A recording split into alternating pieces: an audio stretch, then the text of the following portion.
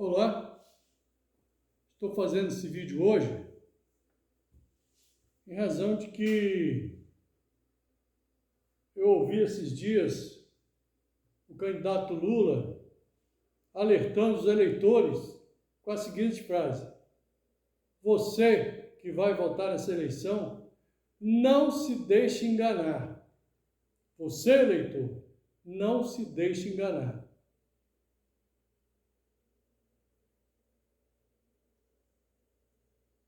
Veja bem, o maior enganador pedindo para o eleitor não se deixar enganar. Então veja, isso me motivou a fazer esse vídeo. Mas antes de começar, eu quero pedir a todos que se inscrevam no nosso canal, compartilhem, dê o seu like, comente. Terei imenso prazer em interagir com aqueles que quiserem qualquer esclarecimento ou comentário adicional. Então veja bem, a pessoa do candidato Lula, aquele que dissimula, que mente, é que pede para que o eleitor não se deixe enganar. Ele é a maior contradição em pessoa, mas essa contradição é proposital. Por exemplo, ele instigou os seus seguidores a chamar os opositores de gado, buscando desconstituir a pessoa humana. Isso é sórdido, é cruel.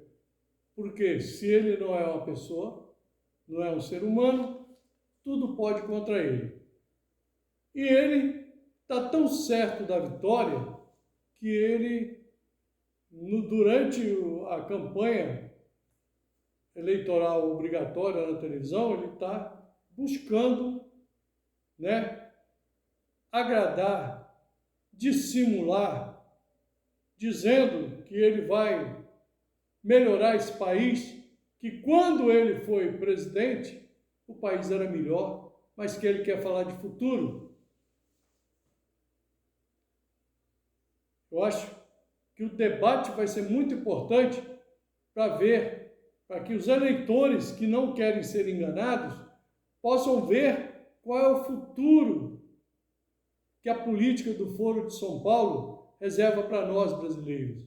Aqueles que votarem estarão sujeitos a se tornar uma Venezuela, uma Cuba, uma Argentina, uma Nicarágua. Mas ele diz que vai melhorar os salários, vai aumentar os salários, vai dar mais empregos. Porque quando ele foi presidente durante 8 anos, ele não fez tudo isso. Por que ele não fez?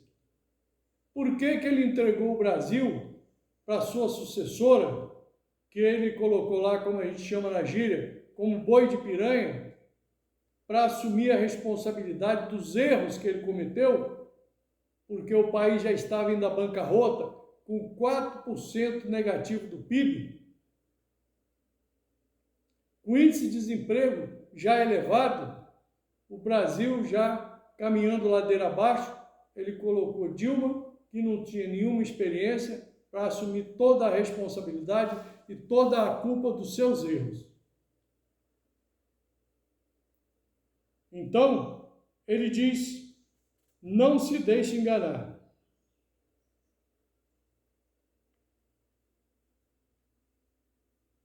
Mas ele é quem mais engana.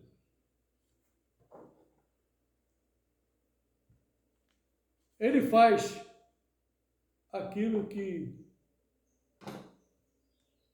toda a esquerda faz. Acuse-os do que eu faço e xingue-os do que eu sou. Ele prossegue com essa retórica, com essas narrativas falaciosas, tentando fazer justamente o que ele pede para que o eleitor não permita, tentando enganar. Ele busca enganar.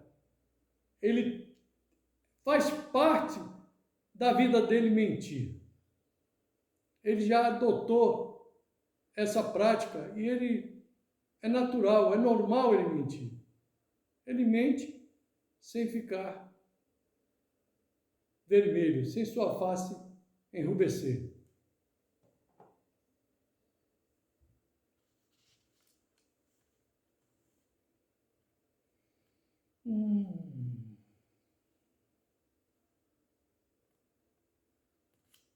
Veja bem, ele se diz democrata, olha a mentira. Ele se diz democrata, mas ele estava participando recentemente de uma reunião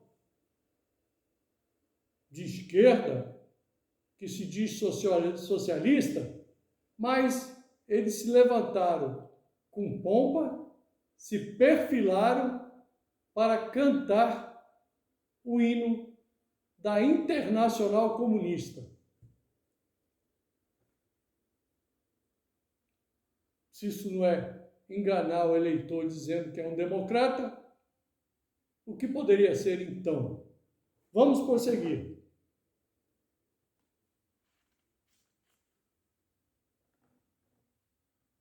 Ele faz, a título de enganação, as promessas durante o horário eleitoral gratuito. Ele fala sensualizando, como se o eleitor dele, né, tivesse, assim, uma admiração acima de qualquer coisa, acima de qualquer situação sobre ele. Ele fala como se estivesse falando no ouvido, né? E ali ele vai disseminando as suas mentiras, fazendo promessas que ele não cumpriu quando era presidente e não vai cumprir e não tem intenção de cumprir. Por quê? Que quando ele foi presidente durante 8 anos, já que ele diz que é a favor da reforma agrária para ajudar a agricultura familiar, por que ele não deu os títulos? Por quê? Por que ele fala agora que vai melhorar o Bolsa Família? Por que na ocasião ele não melhorou? Já que ele pegou um governo em alta, as commodities bombando a nível mundial, petróleo em alta, petróleo em baixa. Por que ele não fez? Ele vai fazer agora? Como é que você pode acreditar numa promessa de um mentiroso? E ele é mentiroso quanto mais e assumido. Ele mesmo disse que rodava o mundo afora, mentindo a respeito do Brasil, denegrindo a imagem do Brasil. Ele mesmo disse que já está com a idade avançada e que não vai enganar o povo brasileiro outra vez, como ele fez no passado.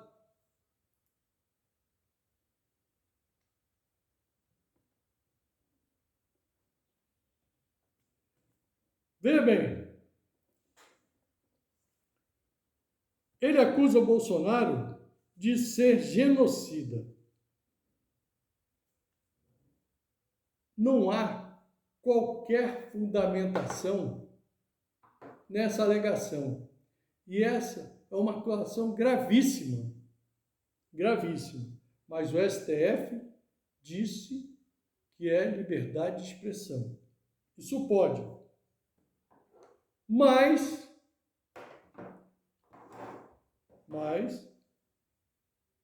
conforme Olavo de Carvalho, Lula é ligado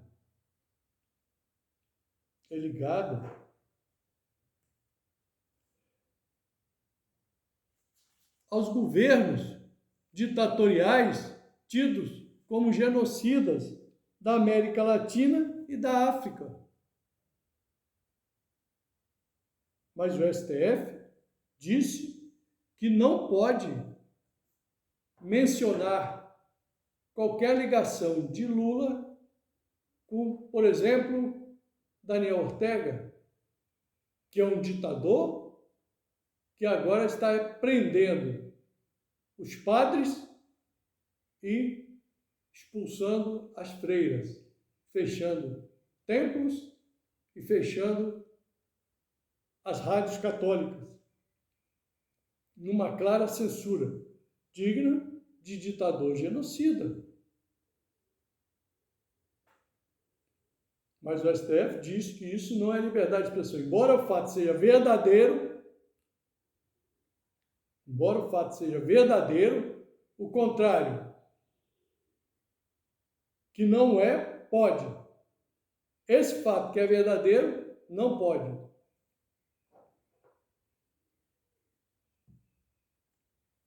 Então, se você tem uma pessoa que, em várias situações, já se fotografou junto, especialmente no Fórum de São Paulo, com esses ditadores da América Latina, da África. Porque, se ele é admirador dessas pessoas que são genocidas, em especial, em certa ocasião, ele deu uma entrevista, e o termo exato eu não sei, mas deu conotação de que ele tinha certa admiração por Hitler, que foi um dos maiores genocidas. Ele citou o governo da China como um exemplo, demonstrando ter admiração pelo governo chinês, que é um governo ditatorial, genocida.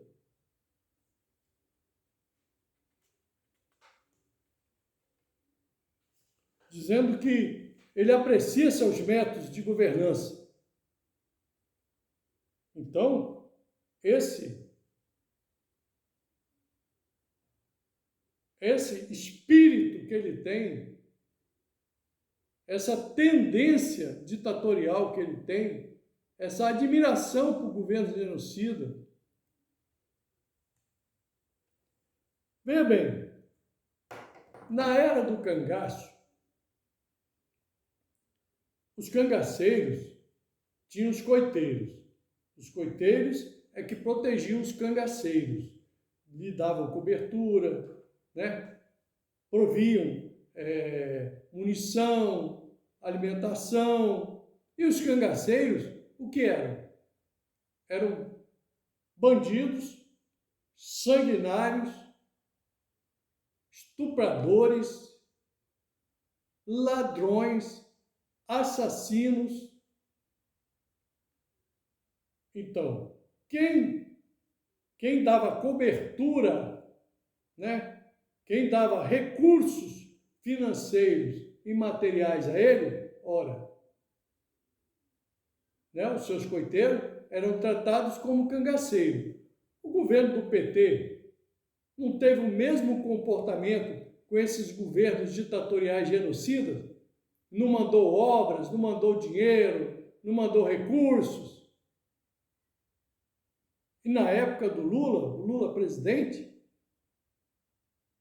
se os coiteiros eram tratados como cangaceiros, quem dá cobertura a governos genocidas tem que ser tratado como genocida. E assim se posicionou Olavo de Carvalho. E acredito que de forma correta. Agora, por que o STF intervém em assuntos que são verdadeiros e aqueles que são fake news pode?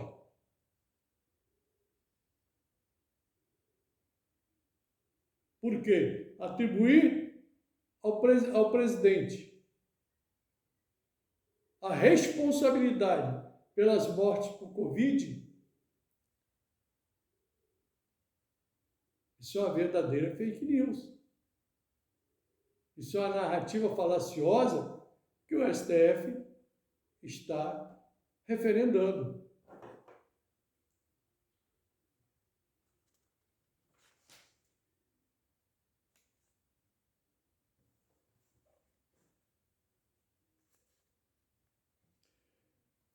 A campanha lulista tenta, através de uma narrativa falaciosa, imputar a pecha de corrupto a Bolsonaro, repetindo a exaustão sobre os imóveis adquiridos. Uma clara mentira, uma fake news.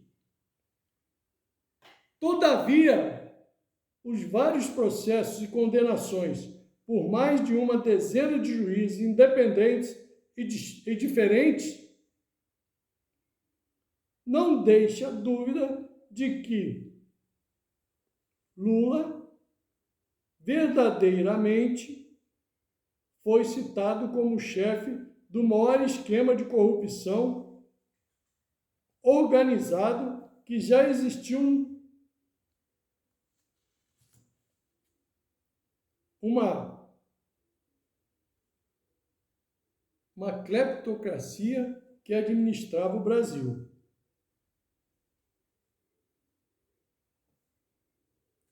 Afirma que Bolsonaro, em razão de uma fala sua, teve a intenção de que se fizesse um aborto. É um fato que parece mais uma narrativa falaciosa. Todavia, a esposa, que hoje está separada de Lula, em manifestação foi categórica em afirmar que Lula lhe ofereceu dinheiro para que ela abortasse. Ela deu essa entrevista. Ela fez esse comentário na internet. Isto é, matasse o filho dele em sua barriga. Mas ela se recusou, segundo ela, e após o nascimento da criança, lá na enfermaria, no hospital onde ela estava convalescendo, ela pegou a criança, segundo ela, entregou nas mãos de Lula e disse: agora você pode matar. E ele não teve coragem e se acovardou. Bom, ela falou muito mais. Disse que ele é racista, homofóbico, misógino. Talvez, né? Nunca se sabe o motivo que a levou a falar isso. Talvez ela tivesse magoada com ele, ou talvez fosse verdade e ela quisesse, né, advertir a nação de quem efetivamente era a pessoa do Lula.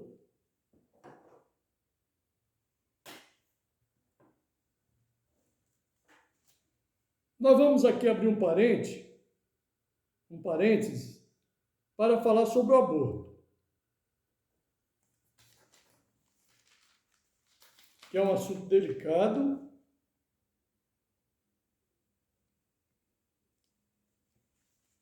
Mas antes,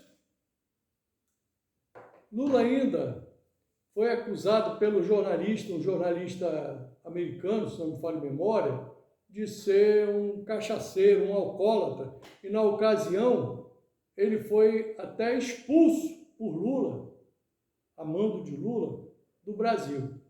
Essas são as informações que correm aí pelos noticiários. Mas ele mesmo diz que gosta de uma cachaçinha. E agora, recentemente, foi veiculado um vídeo dele que tem-se a impressão, nitidamente, quando ele caminha, que ele está embriagado. Pode ser por uma questão medicamentosa ou pode ser por uso de bebida alcoólica. Aí tem que ser verificado. Mas ele está embriagado. Ele anda cambaleante. E dizem também que em comício, e aí eu não vou repetir, porque isso aí não teria como eu afiançar com isenção, né? Por isso não vou falar. Mas vamos à questão do aborto. Então, ele ofereceu dinheiro à sua ex-mulher para que ela abortasse. E eles alegam que Bolsonaro falou. Então, são duas coisas bem distintas. Um é um fato que aconteceu, a filha dele nasceu, está aí. E o outro é que dizem que Bolsonaro falou. Seria impossível ele falar que queria abortar um filho dele, falar publicamente isso. Eu nunca vi esse vídeo, mas vi o vídeo dela falando isso que eu repeti aqui agora.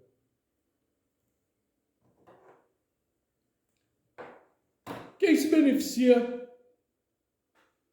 com o aborto? As feministas dizem que isso é um direito da mulher e que ela se beneficia com esta situação. Na realidade, na prática, as coisas não acontecem bem assim.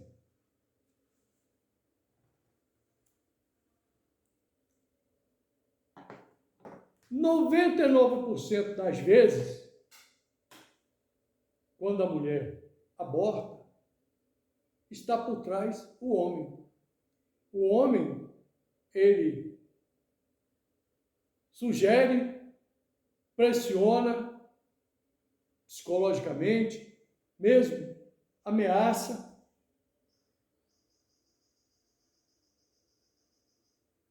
E ele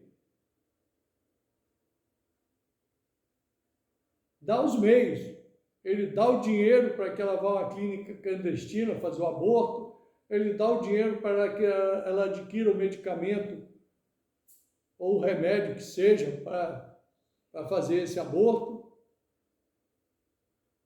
Não é verdade? Ele às vezes arruma o próprio remédio, leva para ela fazer o aborto. E quando ela faz o aborto, ele resolve o problema dele. Está resolvido o problema do homem. As mulheres sabem do que eu estou falando. As mulheres que passaram por isso sabem do que eu estou falando. Sabem que não foi um desejo delas fazer esse aborto, que ela chegou feliz para anunciar ao seu companheiro, ao seu namorado, ao seu ficante, para dizer que estava grávida. E sofreu a decepção de ser rechaçada, e de ele dizer que não queria aquela criança e queria que ela fizesse o aborto. E ela sofreu toda a pressão física, psicológica, moral. E ele produziu os meios para que ela matasse aquela criança no seu ventre. Essa é a verdade que as pessoas têm que dizer, têm que ser honestas. Feministas, quando estão dando esse direito à mulher, entre aspas, estão dando um instrumento aos homens inescrupulosos para que eles possam fazer mais livremente o que fazem às escondidas. E aí, uma vez a criança morta, acabou o problema do homem. O homem está livre. Começa o problema da mulher. Ela sofre uma agressão física. E o que é pior, ela pode se curar desse mal físico, mas a dor emocional, o psicológico, o trauma psicológico, vai acompanhá-la para o resto da vida. Ela não vai conseguir se livrar disso. Muitas vão entrar em depressão, terão que fazer longos acompanhamentos psicológicos, quiçá psiquiátricos, e muitas vão até tirar suas próprias vidas, em razão do remorso. Isso que não é dito. E onde estão as feministas nesse momento? Você não vai encontrar nenhuma. Elas querem que você se exploda. Elas querem ir para a televisão tirar a roupa e aparecer. E depois você fica com problema. Você, mulher, que acredita nessa balela, fica com problema sozinha, porque não aparece nenhuma feminista para te ajudar. O que vai aparecer são os conservadores, os religiosos. Esses vão lhe estender a mão, vão tentar lhe trazer novamente à vida. O que os conceitos feministas fizeram exatamente o contrário.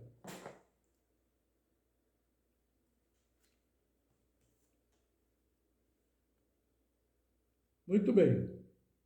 O que nós já falamos aqui é que o Lula é um mentiroso. Segundo ele mesmo, não precisa citar ninguém para dizer que ele é mentiroso. Ele mesmo fala que ele é mentiroso, que ele é enganador.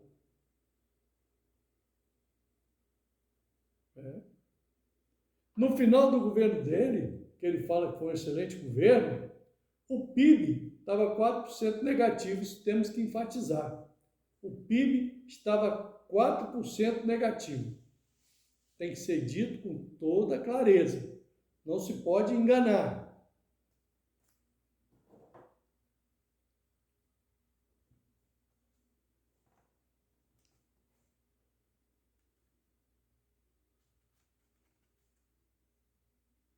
Há outros índices, outros indicativos que podem ser cotejados. Você pode pegar os 3 últimos anos do governo Lula, pegar os indicadores econômicos, e ele diz que deu emprego a todo mundo, tirou todo mundo da miséria. Pega lá e vê a linha da desindustrialização brasileira, como é que ela foi, as indústrias foram sumindo. Como é que você aumenta emprego se a indústria está acabando? Ele fez o que todo comunista faz. Inchou a máquina pública. Inchou a máquina. Onde tinha a necessidade de um funcionário, tinha 5, 6, 7, 8. Só que isso tem prazo de validade. Ele fez tudo isso, ficou bem na fita e largou a bomba na mão da Dilma. E o resultado foi o que aconteceu.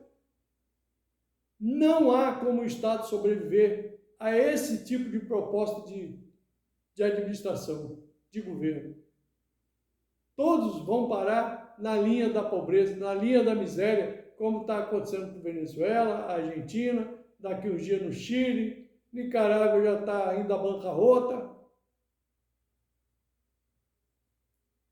Muito bem.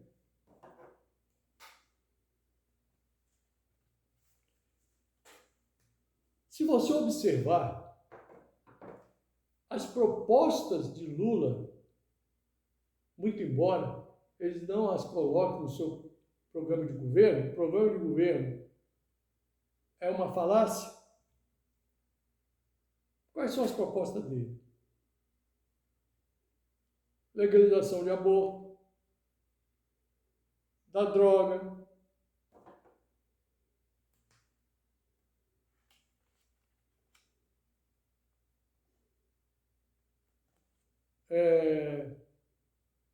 e uma série de outras que elas são contrárias à moral do povo brasileiro. Elas são contrárias à doutrina, à moral da fé católica.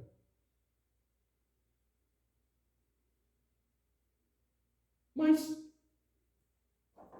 por que você encontra católicos que votam em Lula e brigam pelo Lula? Se o que eles deveriam aprender na igreja, que é a caridade, né? A bondade, a esperança, a fé. Lula vem e nas suas propostas e diz que vai fazer exatamente o contrário, que é aborto, que é facilitação, né, do uso, a descriminalização da droga, que é a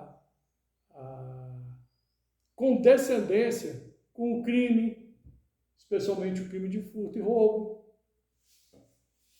Como ele mesmo diz, ele não pode tolerar um jovem, aí ele fala jovem, para tentar sensibilizar aquele que porventura tem um filho adolescente em casa e fica assim, pode ser meu filho. Como pode ser seu filho? Você não deu uma boa educação ao seu filho?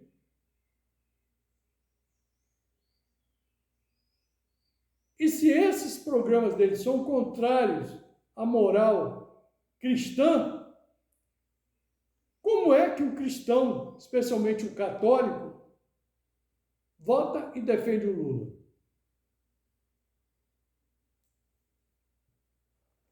O que aconteceu na Igreja Católica?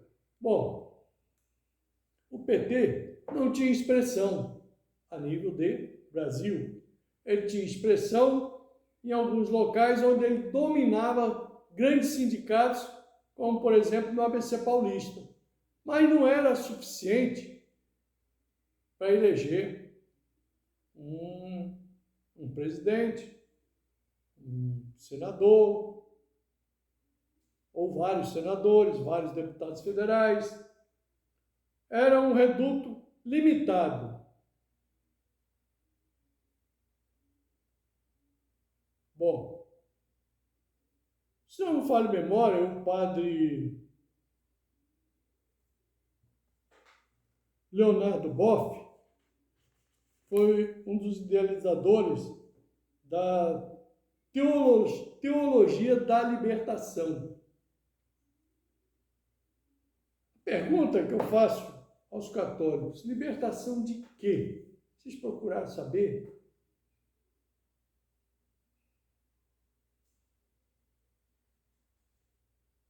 No meu entendimento, foi a libertação dos dogmas da fé cristã. Uma relativização dos dogmas, daquelas verdades em contexto. Começou, por exemplo, Jesus Cristo, ele é preto, pardo ou branco? Começou essas questões. Bem, jogou a rede do lado direito. Não, mas é porque estava passando ali um cardume de tainha, um cardume de sardinha. Então, começou-se a relativizar essas questões que firmavam a fé católica. Essa é a minha opinião. Em consequência, em ato contínuo ou paralelo a isso, criou-se as comunidades eclesiais de base, que, juntando a teologia da libertação, mais a doutrinação dentro das comunidades eclesiais de base, o católico passou, ajudado pela, no caso, a homilia, que são os momentos em que o padre fala, escolhe temas, e esses temas normalmente tinham a ver com a pobreza, com isso, com aquilo, coisas que conduzem a que as pessoas sintam pena dos menos favorecidos, o que é verdade, mas não no sentido de fazer com que você mude uma visão política de governo. Você deixa de ser um democrata para você acreditar que o socialismo vai resolver essas questões. Quando essas questões devem ser resolvidas com programas de governo. Só que isso não era falado, mas sim que se mudasse, E nós víamos muito essas questões sendo discutidas nas comunidades eclesiais de base. E aí o católico passou a ser sem prestar atenção, né? Inadvertidamente passou a ser um admirador do petismo. E o PT, quando não tinha voto em outros lugares, passou a ter voto em lugares que nunca teve sindicato, que ele nem existia, ele passou a se organizar. E graças a esse apoio da Igreja Católica, segundo a minha opinião, a minha visão, ele conseguiu se instalar em todo o Brasil. Em todo o Brasil. E o católico, sem se aperceber, passou a ser um petista. Passou a ser um petista. Passou a adotar um regime de governo que em todos os lugares onde foi implantado, tentou acabar com a Igreja Católica.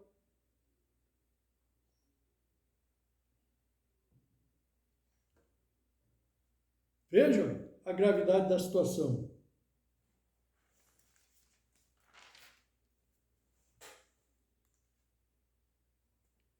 Durante a pregação, eu falei na missa, era escolhido de modo que, os temas eram escolhidos de modo que essa visão esquerdista ficasse aguçada.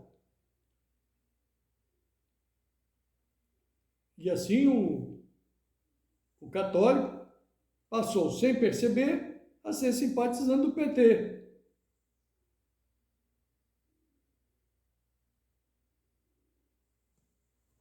E aí, hoje, grande parte dos católicos tem dificuldade de afastar, até por uma questão de não querer dar o braço a torcer, de que foi enganado. Ele tem dificuldade em mudar a sua visão política. Por quê? Porque ele também foi doutrinado.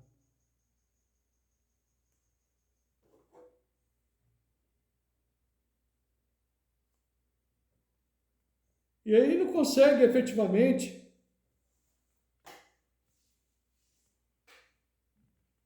perceber o que esse partido representa de nefasto para o Brasil. Ele não consegue perceber.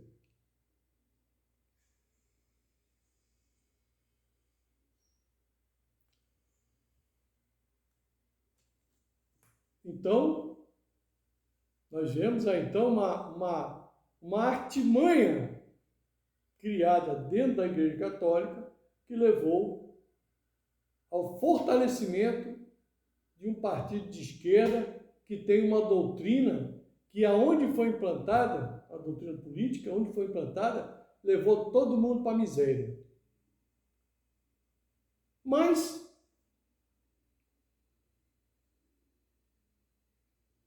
e as pessoas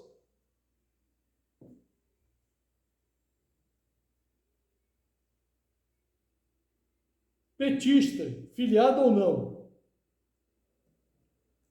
Por que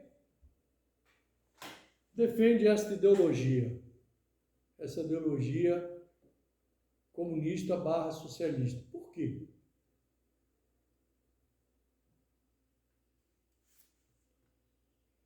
Bom, ao assumir o poder e permanecer mais de 30 anos, a esquerda doutrinou professores, alunos, bem como doutrinou seus membros. Ato seguinte, usando essas pessoas que foram doutrinadas, ela aparelhou os órgãos públicos, buscando se perpetuar no poder, o que nós estamos vendo hoje. Nós temos um STF totalmente aparelhado. Nós temos o Ministério Público totalmente aparelhado.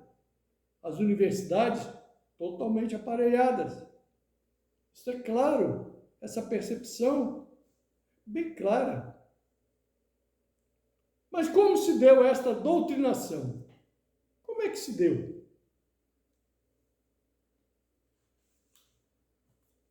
Muito simples. Essa doutrinação se deu pelo ódio.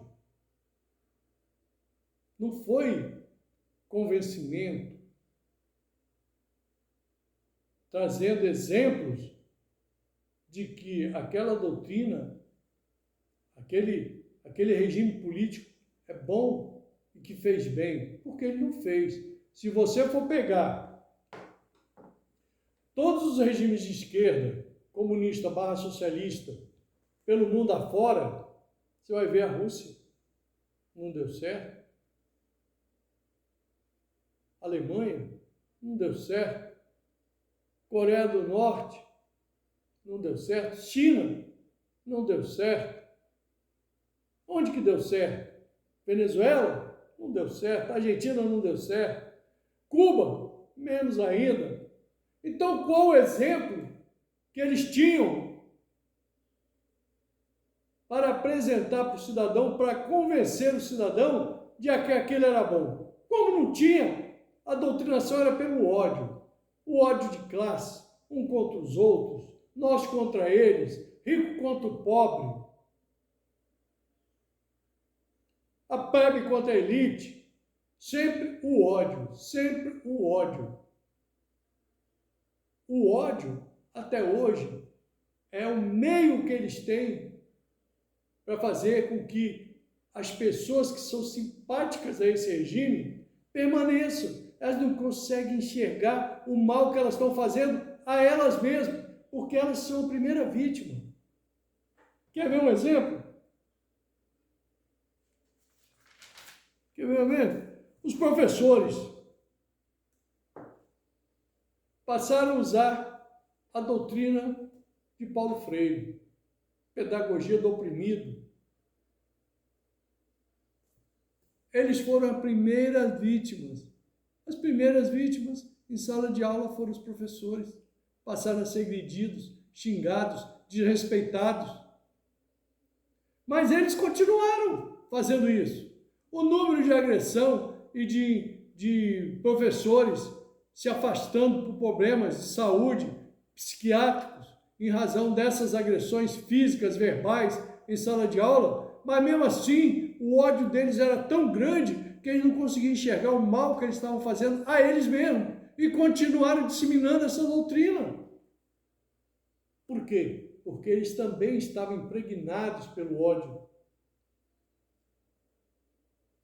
É assim que a esquerda socialista / comunista consegue manter cativos os seus admiradores, os seus seguidores, através do ódio. Ela não tem nada de bom para apresentar. Ela tem para apresentar o ódio contra o outro.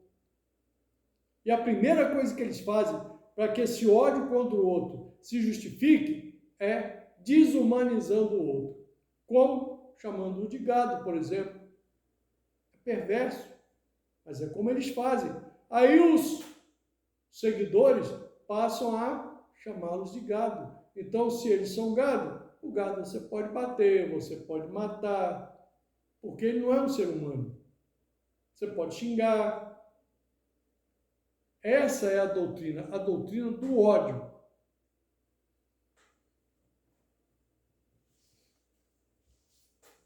Tem um exemplo muito claro que as pessoas não param, elas veem e elas acham graça, e elas não param para pensar.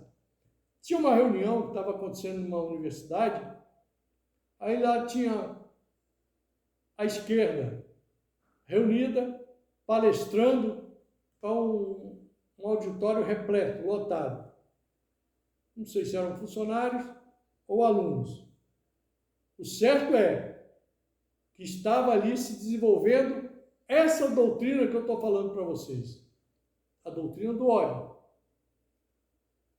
O primeiro disse, estou resumindo porque eu não me lembro mais de todas as suas palavras, nem me lembro o nome dele. Nós vamos dar aos outros, à direita, uma boa arma, um bom cartucho, um bom paredão para que eles sejam fuzilados. Quem estava presente? Lula, sorrindo, achando maravilhosa essa situação. Lula estava presente, muito bem e muita vontade nesse recinto, nesse ambiente. É o recinto do ódio. E Marlene Chauí, aí eu lembro bem, porque ela foi muito expressiva e disse exatamente isso que eu vou repetir. Eu odeio. Ela odeia. É o que ela tem para oferecer, é o ódio. Porque ela não tem nada de bom para oferecer. Ela diz, eu odeio a classe média. É o que de mais podre, de o que pior que tem, e fazia aquela expressão de ódio, instigando a plateia ao ódio. Então, essa é a doutrinação que a esquerda usa, o ódio. E é nesse ódio que ela contém, que ela consegue manter os seus seguidores ali com a visão ofuscada, permanecendo, seguindo-os cegamente, porque o ódio é muito mais forte que o amor. E eles não têm amor a oferecer, não têm benfeitorias a oferecer, então oferece o que tem, que é o ódio.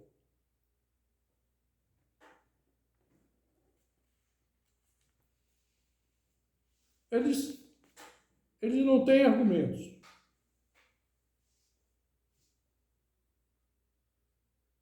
Eles não têm argumentos. Política que eles adotam, quando ela tem um benefíciozinho, o malefício lá na frente é muito maior. Política perversa. Eu não vou citar nenhumas aqui, porque cada um deve analisar as políticas que foram implantadas, se foram boas ou ruins. Se deixou a família bem ou se a família ficou endividada. Se o jovem ficou bem ou se ele ficou sem aquilo que se propôs a ele e com a dívida ainda por cima. Porque assim você forma curral eleitoral.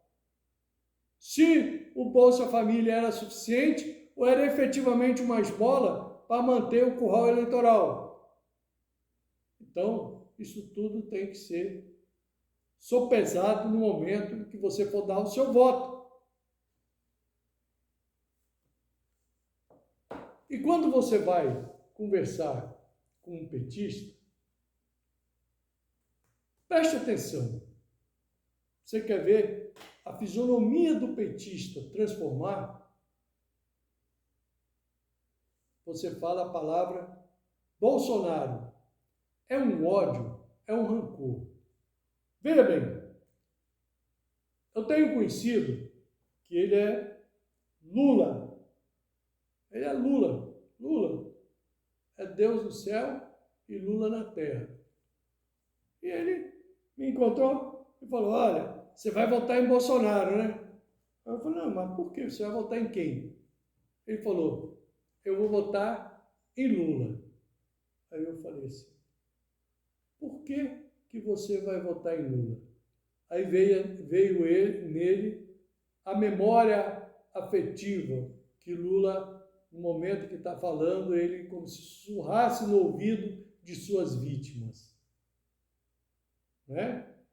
Eu vou dar picanha, aquela picanha gordurinha, com aquela cervejinha gelada. Aí eu falei, então quer dizer que na época do governo Lula você comia picanha e tomava cerveja gelada? Só que eu conheço ele. Ele é meu vizinho. Não vizinho de casa, mas é vizinho de bairro. Mora num bairro vizinho ao meu e convive comigo. No campo de futebol, andando pela rua, fazendo serviço aqui, outro ali. E eu sei da vida dele, como ele sabe da minha. Aí eu falei, é mesmo, rapaz, você comia picanha, né? Presta atenção. Você, quando faltavam 2 anos para terminar o governo Lula, parece que você perdeu o emprego, não foi? Aí ele tomou um choque. Por quê? foi um choque de realidade, que ele não estava acostumado a ouvir a verdade. Ele ficava impregnado pela mentira. E o ódio no coração, você consegue absorver melhor a mentira. Aí eu falei, pois é, você ficou desempregado os 2 anos do governo Lula finais, os 4 da Dilma, mais os dois de Temer, e você ficou fazendo biscate aqui e ali, sua família passando necessidade. Você conseguia comprar picanha? Não, mas aí o choque de realidade acontece como acontece com todo petista. Não tem argumento. Não tem. Os argumentos são mentirosos, falaciosos. Mentirosos, falaciosos. São meias verdades. Meias verdades é igual a mentira. Ele pega, não, mas botou milhões na universidade, mas colocou esse mesmo milhão no SPC Serasa. Essa parte ele não fala. Entendeu? Não, mas deu Bolsa Família. Bolsa Família foi uma quantidade pequena. Mesmo assim, era uma miséria que só tinha porta de entrada. Isso eles não falam.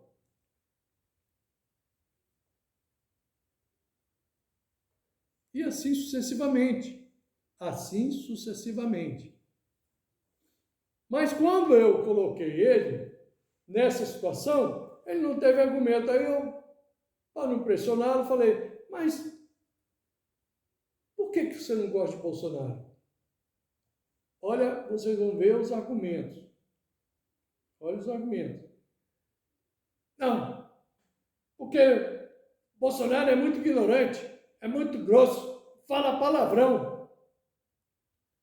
Esses foram os argumentos que esse petista usou. Eu perguntei, você quer o Bolsonaro para governar o Brasil ou você vai casar com ele? Se você fizer uma avaliação dos dados econômicos, inclusive você, falei para ele, você que hoje está empregado e muito bem empregado, hoje você pode comprar picanha, mesmo ela estando cara como está, mas você pode comprar. E agora ela está barateando, por quê? Porque o mercado é assim, ele oscila para lá ou para cá. É de acordo com a oferta e com a procura. Você sempre vai ter mais caro ou mais barato, mas você sempre vai ter. Você não vai passar fome. E você hoje está empregado e muito bem empregado. Você esqueceu que foi no governo Bolsonaro? Mas ele esquece por quê? Porque ele não raciocina com o coração, ele raciocina com a cabeça cheia de ódio, que foi impregnado por esses anos de doutrinação. Esse é o primeiro caso. O segundo caso, outro petista. Outro petista. Os argumentos são sempre o mesmo, que eles querem comer picanha, que Lula vai dar picanha, vai dar carne com cerveja para eles.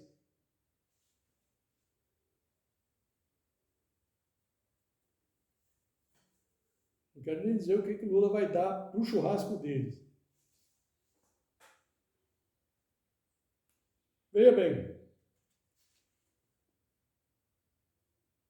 E numa conversa que eu estava tendo com esse petista, que eu também conheço, e ele, quando você usa a palavra Bolsonaro, ele se transforma e você vê exalar o ódio na fisionomia dele.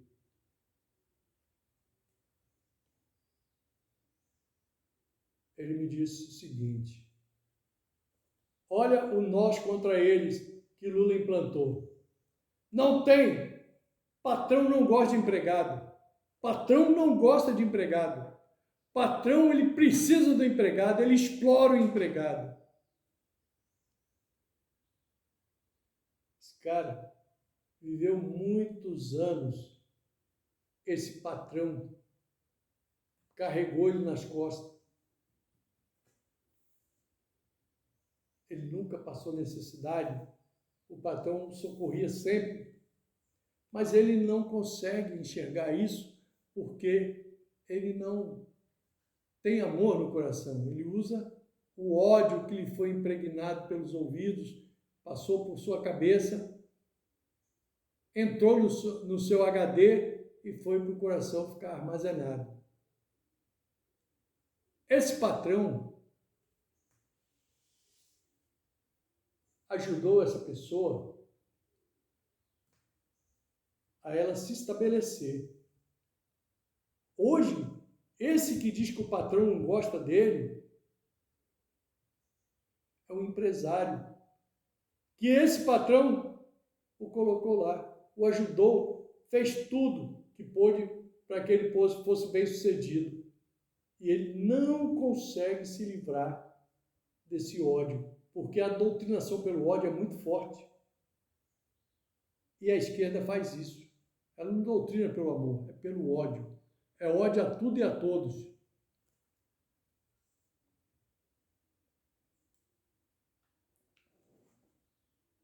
Outra situação. A esquerda construiu uma narrativa de que as pessoas no Brasil estão tendo que comprar osso, estão entrando na fila do osso para poder comer, sobreviver. Isso é uma falácia, isso é uma mentira. Mas todo petista acredita nisso piamente, é no que ele se agarra, porque ele não tem argumentos. Não tem, o governo vai bem, a economia vai muito bem, as pessoas estão empregadas e muito bem empregadas. O número de empresas cresceu absurdamente. Aquelas que não conseguiram emprego, o Auxílio Brasil é muito maior do que a esmola que era dada, mas eles não conseguem se livrar da esmola. É a memória afetiva da esmola. Quando você dá esmola a uma pessoa, ela fica lhe devendo a vida inteira.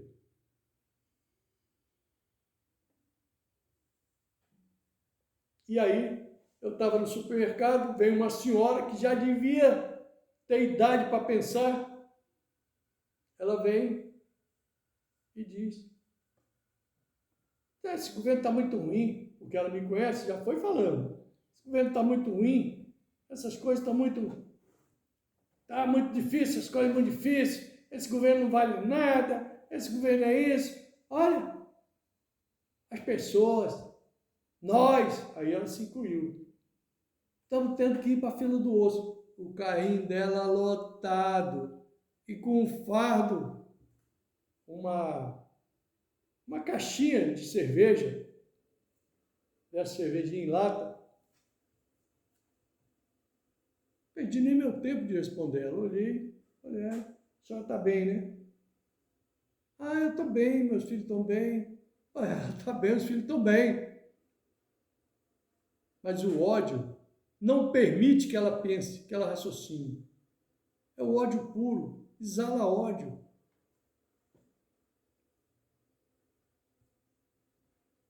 Vou nem falar do Bolsa Família, que eu já disse, era uma esmola, e eu tenho a história de duas senhoras a esse efeito, mas não quero nem falar, porque quem recebia o Bolsa Família sabe que era esmola, mas eles ficam batendo nessa tecla, memória afetiva.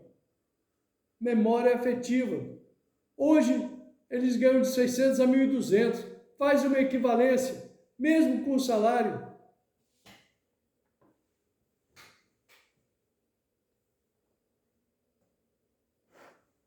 Observa a doutrinação como é forte. O jornalista, ele passa pela universidade. Lá ele é doutrinado a doutrina do ódio. Conversa com o jornalista e discorda da opinião dele. Vocês vão sentir o ódio na hora. E vocês veem, quando eles estão debatendo, que eles não conseguem encaixar a sua narrativa, rapidamente eles partem para a agressão. Então, eles saem das universidades doutrinados com uma ideologia nefasta, que causou dor e sofrimento por onde ela foi implantada. Mas eles estão agarrados nela. Doutrina do ódio.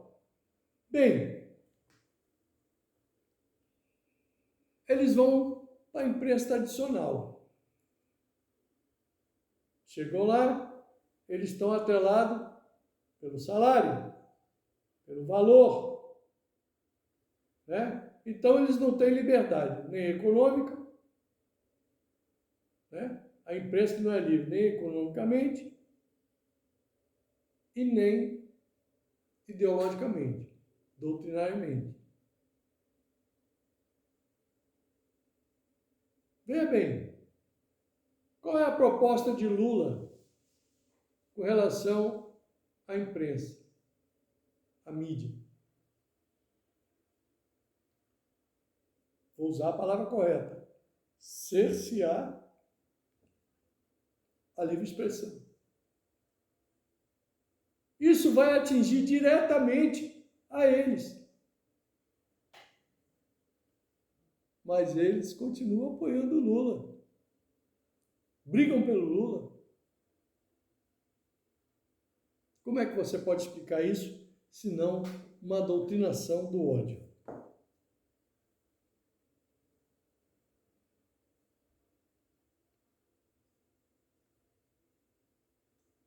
O aparelhamento do Poder Judiciário. Vamos ver.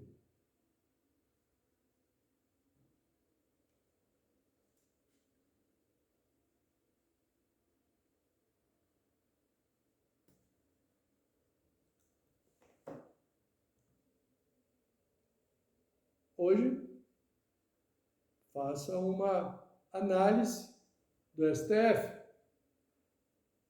Ali está um exemplo clássico do que é o aparelhamento do Poder Judiciário.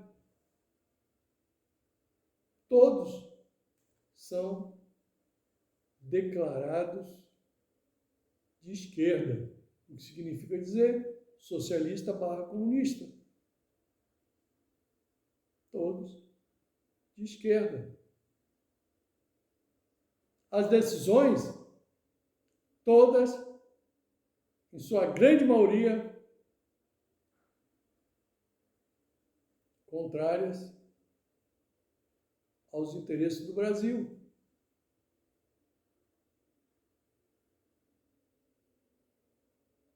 Justamente com o objetivo de atingir o governo que está no momento que é de direita, conservador, liberal na economia, um governo que está dando certo. Estão tentando dificultar que ele possa melhorar a situação do povo brasileiro.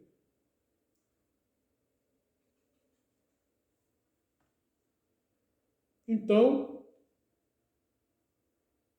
a gente não tem como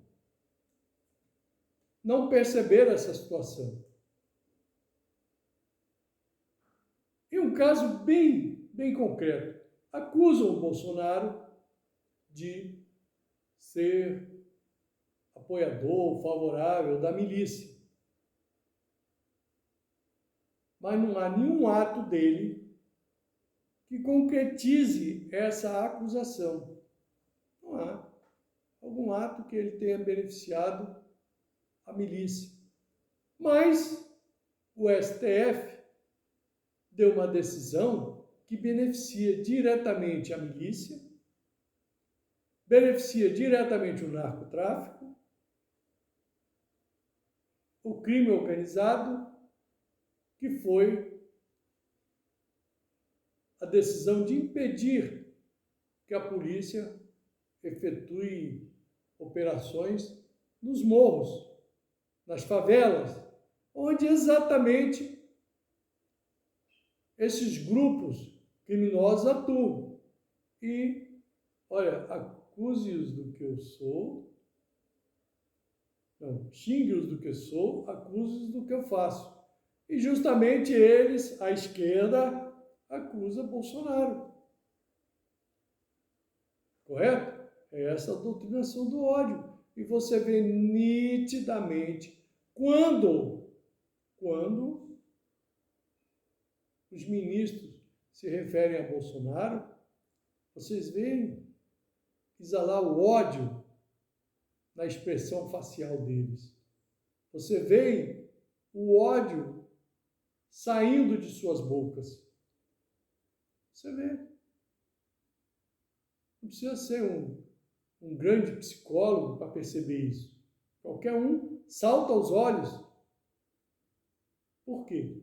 Porque durante esses mais de 30 anos, eles vieram das universidades, onde sofreram essa doutrinação. Ou fizeram essa doutrinação. Porque hoje, para o camarada ser professor universitário, em razão do aparelhamento, ele tem que ser quase que exclusivamente de esquerda. Um ou outro de direita passou na peneira, vai estar lá escondido. Então, eles estão impregnados desse ódio, não conseguem ver o mal que estão fazendo ao povo brasileiro.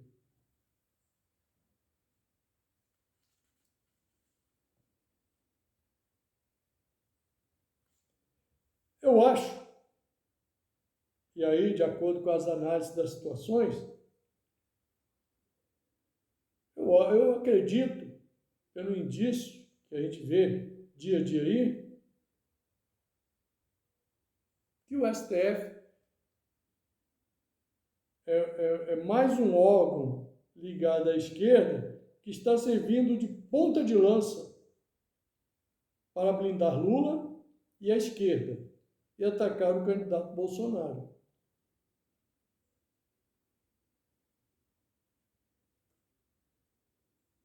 É uma situação que me parece muito grave e afeta diretamente a democracia brasileira. O STF está agindo, na minha opinião, para intimidar aqueles que se opõem à esquerda e desestimular os eleitores a ir à urna, especialmente os eleitores de direita, porque está se tentando fazer com que eles creiam que não adianta votar, porque o resultado, conforme Lula se manifesta já cônscio de sua vitória, que o resultado inexoravelmente será o candidato Lula. Não se sabe como. Mas essa sensação de impotência está tomando conta da direita brasileira. E isso é muito grave, afeta diretamente a democracia brasileira, a nossa democracia, a nossa liberdade. Eu tenho essa visão, eu avalio por esse prisma e acredito que o povo brasileiro vai ser mais forte do que isso. O eleitor da direita vai às urnas em massa. Esses 30% que deixaram de votar, eles vão se imbuir no propósito de fazer o Brasil grande e vão comparecer às urnas para votar na direita, para votar num governo sério que já demonstrou que dá resultado. Venceu a Covid, venceu o desastre Brumadinho, venceu a guerra, venceu a crise hídrica, e o Brasil está saindo mais forte, mais robusto do que quando ele assumiu o governo, um país destroçado, um país sem rumo, um país em que o povo estava efetivamente desempregado, por consequência, atravessando uma crise monetária muito grande. E ele está dando resultado. E não há Não há como se acreditar que o brasileiro não reconheça isso, exceto aqueles petistas simpáticos ao PT, como já escrevemos aqui, que estão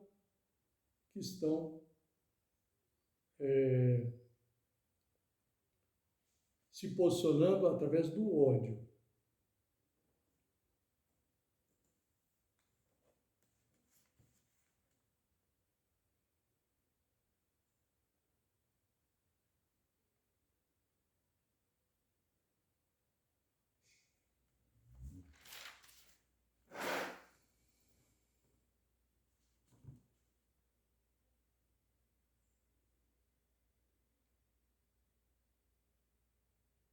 Bom, temos mais um negócio interessante aqui.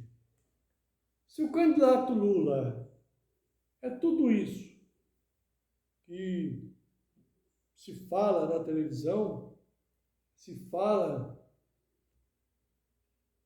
pelos cantos,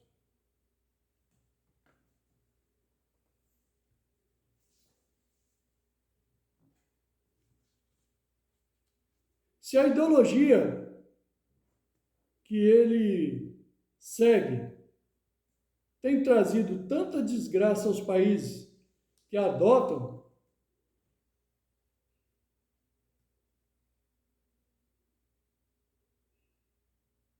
por que as pessoas continuam filiadas ao PT ou são simpáticas e votam nele, no Lula? Por quê? Aí nós vamos agora tentar entender por que as pessoas, além do ódio, ainda encontram algum outro elemento para não se desfiliar do PT, para continuar simpática ao petismo, continuar seguidoras e admiradoras de Lula, como eu já demonstrei atrás, que ele vai dar carne, picanha com aquela gordurinha. Cuidado que ele pode dar outra coisa para o churrasco de vocês. E aí eu vou citar o Ciro Gomes. Ciro Gomes, em um pronunciamento, mesmo tete a tete com Lula, disse que Lula é um encantador de serpente e busca atingir a memória afetiva das pessoas. Então ele é um encantador de serpente que busca atingir a memória afetiva das pessoas.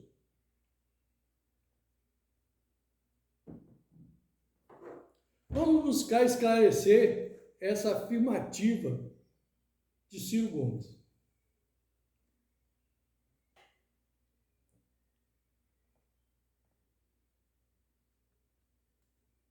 Encantador, nessa frase, pode ser entendido como hipnotizador, uma hipnose. Encantado, hipnotizado. Uma hipnose para atingir a um fim que o encantado não possa se opor. Ele não tem como, ele não tem mais discernimento, ele já está idiotizado para seguir naquele rumo que ele não tem a capacidade de entender que vai ser a primeira vítima.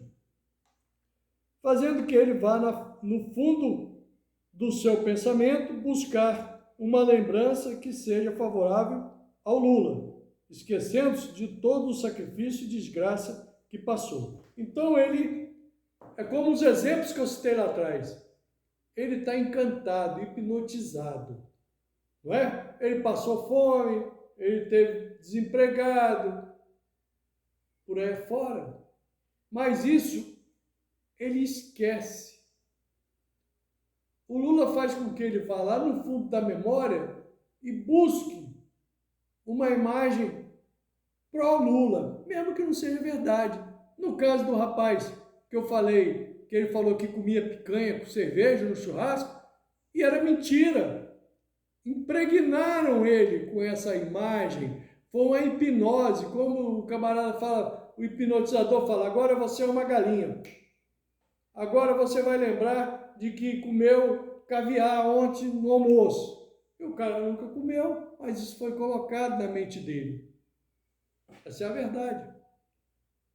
Então, ele é um cantador de serpente, quer dizer, ele hipnotiza a serpente, não é? E busca lá no fundo da memória dela aquilo que ele mesmo colocou para que ela reproduza como se verdade fosse.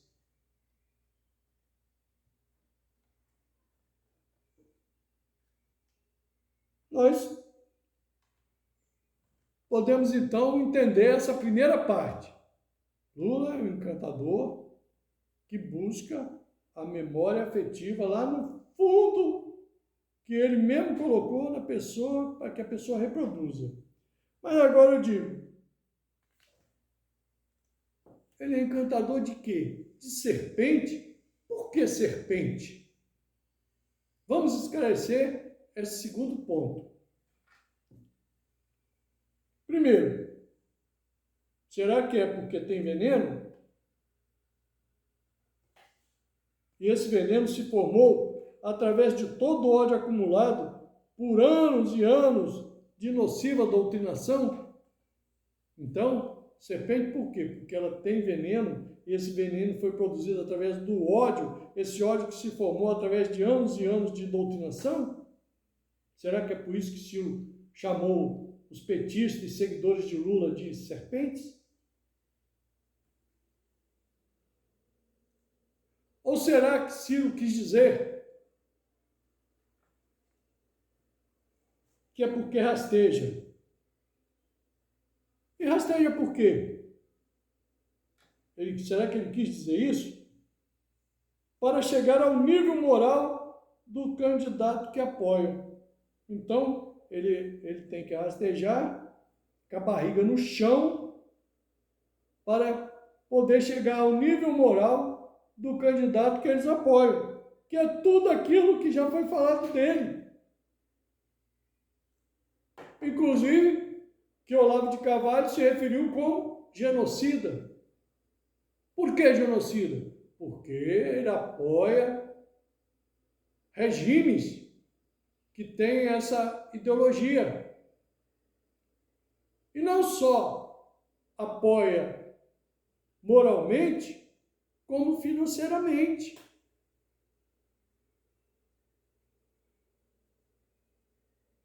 Então, serpente, por quê? Segunda hipótese, porque rasteja para chegar ao nível moral do candidato que eles seguem.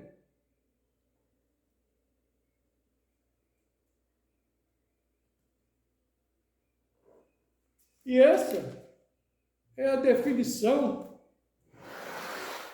que Ciro Gomes encontrou para se referir aos apoiadores do petismo, aqueles seguidores de Lula. Infelizmente, essa é uma verdade nua e crua, que mais cedo ou mais tarde nós vamos tê-la descortinada.